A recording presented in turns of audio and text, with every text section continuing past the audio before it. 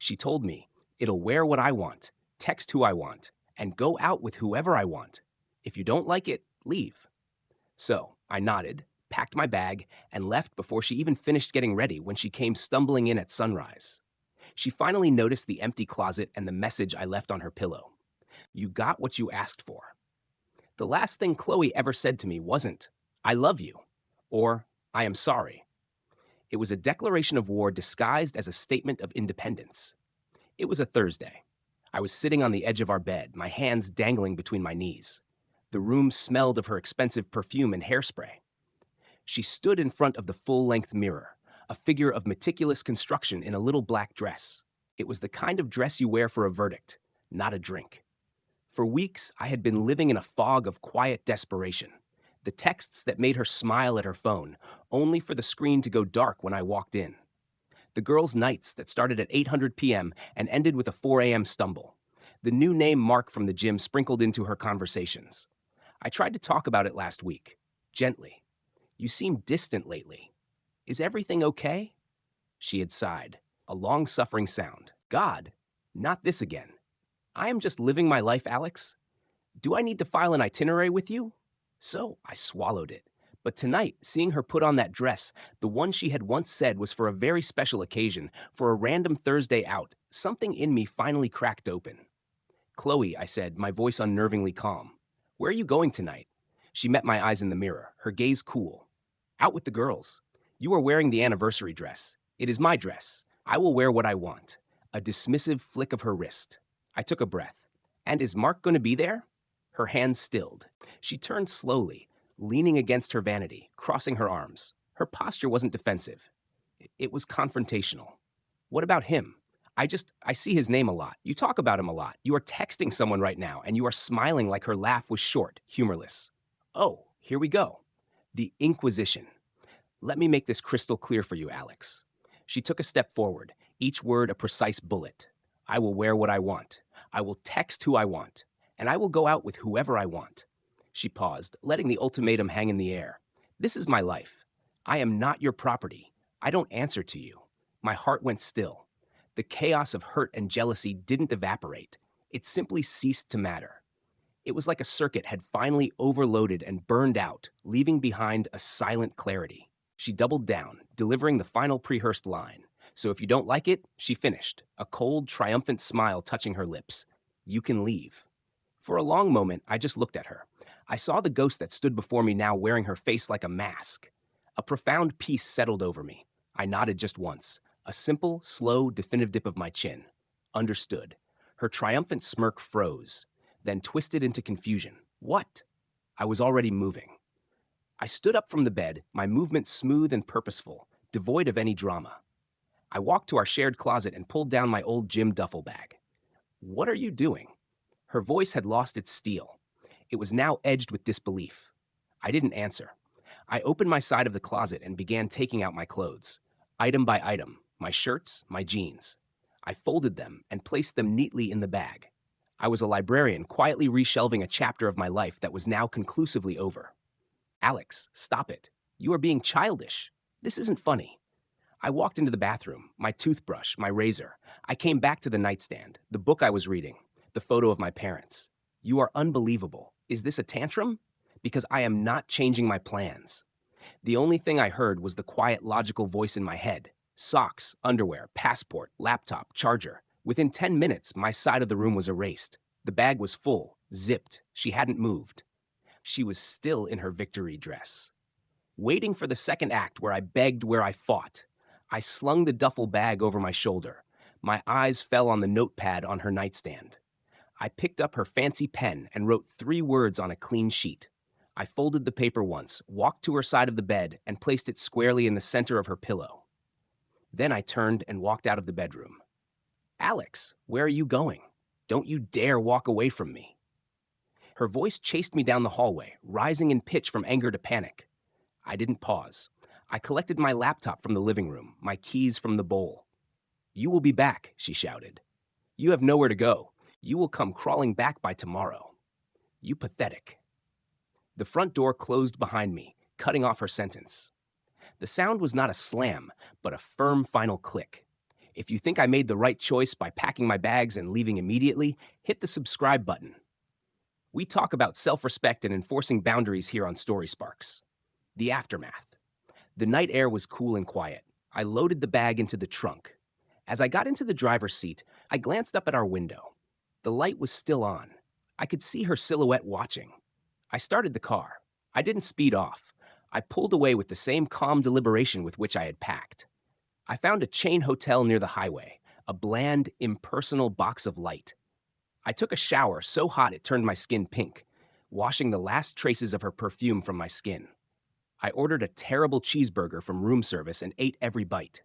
My phone began to illuminate a call. Chloe, it went dark. A minute later, it lit up again and again. After the fourth call, the text started. 10:47 p.m. Where are you? This isn't funny. Did you take my black heels? You better not have taken my heels, Alex. 11:01 p.m. Seriously, you are giving me the silent treatment now. Real mature. I am home. Where are you? I read each one with detached curiosity. The concern wasn't for me. It was for her disrupted evening, for her missing shoes. The phone lit up with a final call at 3:17 a.m. I imagined her stumbling in. The adrenaline gone, replaced by liquor and dawning reality. She probably saw the note. Then I pictured her picking it up, unfolding it, reading those 6 words under the glow of her lamp. You got what you asked for. The call went to voicemail. The next morning, I listened to it. Her voice was slurry, thick with tears. Alex, God, the closet is so empty. You really left? You just left after everything I didn't mean. Come home. We need to talk. Please, just come home. I am sorry you misunderstood. Just come home and we will fix it. The tone was all wrong. It wasn't remorse. It was the baffled whine of a child who had broken a toy. I am sorry you misunderstood. Not I am sorry I said it. I deleted the voicemail. I blocked her number. The following week was a study in surreal logistics. I used my savings to put a deposit on a small furnished studio. It had a view of a brick wall, but it was mine. I gave my notice at our shared apartment complex, paid my half of the final month's rent. I contacted the utilities and had my name removed. It was administrative euthanasia, killing off the shared life item by item. I allowed myself one lapse. I unblocked her number just long enough to open her Instagram. The night I left, she had posted a blurry shot of a cocktail. Caption, living my best life. Number 3, number nuded Vibesley. 5 days after I left, a new face appeared. Mark, a gym selfie. His expression a smirk, hers triumphant, but her eyes looked frantic, like someone clinging to a life raft. The caption, when you upgrade to first class, I felt nothing. Not jealousy, not anger, just a faint clinical pity. She had traded a committed connection for the flashy approval of a man who clearly viewed her as a trophy. I took a screenshot as a final piece of evidence. Then I blocked her on every platform. The flying monkey. 3 weeks into my new quiet existence, my phone rang. An unknown number. I answered, Alex. Oh my God, you answered. It was Lisa, Chloe's most toxically loyal friend. Her voice was a theatrical whisper. This is what we call a flying monkey. Someone sent by the manipulator to do their bidding. Lisa. I took a sip of water. Look, I know I shouldn't be calling, but I am worried about her. This is crazy. There is no you guys, Lisa. Don't be like that. She is a mess. Alex, a total disaster. You need to call her. I remained silent. She barreled on that Mark guy. Total user. He ghosted her completely after. You know, after he got what he wanted, she showed up at his place and some other girl answered the door. Can you imagine the humiliation? I said nothing. And her friends from that night, the ones she went out with, they have totally ditched her. Said she was being too dramatic and clingy. Lisa's tone suggested I should be outraged. I understood it perfectly. Chloe had mistaken the applause of an audience for the loyalty of friends. She is a wreck at work. Got written up last week. She just sits in the apartment crying. It is pathetic. The word hung in the air. Pathetic. Even her advocate couldn't avoid it. She just keeps saying she made a huge mistake. That you were right about everything. She needs you, Alex. You are always the stable one. You have to fix this. There it was. The core of it. Not I love you, but you were the stable one. You have to fix this. I was not a partner to be loved. I was a function to be performed, an emotional janitor hired to clean up the mess she was thrilled to make. Thanks for letting me know, Lisa, I said, my voice flat. Take care of yourself. I hung up and blocked the number. The Hoover. The first direct contact was a breach in the dam. A new number texted me a week later. I knew it was her. This is the start of the hoovering cycle, trying to suck you back in. Unknown, it is me. Please don't ignore this. We built a life. We need to talk. I am sorry you misunderstood what I meant. I was stressed. You know how I get. I didn't block the number immediately. I let it sit. My silence was the reply. 2 days later, another text. Unknown, I miss you. The apartment is so empty. Remember our trip to Big Sur? We can be that again.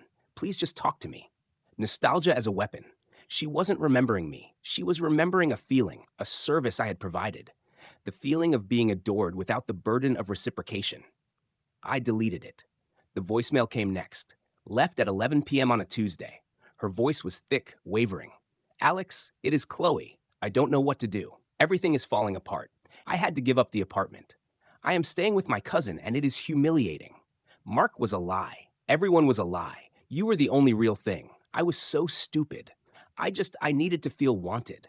And you were just always there. I took you for granted. Please, can we just go for coffee? I will do anything. I love you. I never stopped. The confession was almost impressive in its staggering self-absorption. You were just always there, a piece of furniture I needed to feel wanted. So she sought the cheap, flashy kind from a stranger, and the final desperate I love you, a currency she was trying to spend after declaring it bankrupt. I saved the voicemail, not as a memento, but as evidence for myself of what I had walked away from. The final confrontation, 2 months to the day after I walked out, it rained. A cold, relentless autumn rain. I was returning from the gym, my duffel bag slung over a shoulder, a sturdy umbrella in my hand. As I turned the corner onto my street, I saw her. She was huddled under the narrow awning of a closed coffee shop next to my building's entrance. Soaked through her hair plastered to her head, her mascara bleeding in dark trails. She looked smaller, broken, a discarded doll. Our eyes met, hers widened with a frantic, hungry hope. She took a stumbling step forward out into the rain. Alex, I didn't stop walking, but I slowed. This had to be faced. Evasion would only fuel the fantasy. I stopped a few feet from her, the rain drumming on my umbrella. I didn't offer to share its shelter. How did you find me? My voice was calm, conversational. Lisa, she heard from someone who heard from Dave. She wrapped her arms around herself, shivering violently. I had to see you. You are getting wet. I observed. It was a fact. She let out a sob. You think I care? Look at me. Look what has happened. I lost everything, Alex. Everything. I waited. She rushed forward. I made a mistake. A huge mistake. You were right about everything, Mark. The going out. The way I treated you. I was stupid. I was scared. I just needed to feel wanted. She took another step, her hand rising as if to touch my arm. I took a subtle half step back, maintaining the space. Can we just go upstairs, please? Just to talk out of the rain? I am so cold. I will do anything. I will go to therapy. I will quit going out. I will be the girl you fell in love with again. I promise. Once the sight of her like this would have shattered me. Now I saw only the manipulation, the calculated desperation. She wasn't offering to change. She was offering to play a role if it would get her back into the life she had incinerated. I looked at her and felt the final absolute absence. Not hatred, not pity, indifference. Chloe, I said, my voice steady as stone. You told me exactly what you wanted to wear text and go out with whoever you wanted. You gave me a clear instruction if I didn't like it to leave. She opened her mouth to interrupt, but I continued. I followed your instructions to the letter. I left. That transaction is complete. It wasn't a transaction. She wailed. It was a relationship.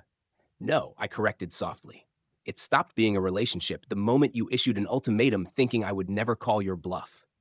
You wanted a dynamic where your freedom was absolute and my devotion was unconditional. That is not a partnership. That is a hostage situation. I chose to release myself. Tears mixed with the rainwater on her face. The man you are looking for, I said. The one who worried about your outfits and your texts, who waited up, who wanted to build a life with you. He doesn't live here anymore. You evicted him. I gestured slightly with my umbrella towards the secure door of my building. My life now is peaceful. I don't monitor anyone's outfit or texts. I just live, and you are not part of that peace. Please don't come here again. The finality in my tone was an iron door sliding shut. She saw it. The frantic hope in her eyes guttered and died, replaced by a hollow, dawning horror. She hadn't just lost me. She had made me into someone who could look at her drowning and feel nothing. I was her living, breathing consequence. I turned and walked the last few steps to my building's door. I pulled out my key fob. Alex. The cry was stripped bare now, just raw pain. I didn't look back. The fob beeped. The lock clicked open with a solid, satisfying thunk. I pulled the heavy glass and steel door open. Just as I stepped into the warm, dry, brightly lit lobby, a voice called out cheerfully from the interior hallway. Hey, Alex, brutal out there, huh? It was Maya, my neighbor from down the hall. She was in running gear, her face flushed and smiling. She was vibrant, independent, and had never once asked me for anything but to sign for a package. I turned to her, the door beginning to swing shut behind me, sealing off the sight of the rain-soaked figure on the street. A genuine, easy smile touched my lips for the first time in months. Tell me about it, I said, my voice warm and light. A world away from the calm, cold outside. Still on for that hike Saturday if the weather clears. Absolutely can't wait. She grinned. The door clicked shut with a final muffled seal. The last sound from outside was lost. Whether it was a sob, a shout, or simply the hiss of the rain, I didn't know and would never wonder.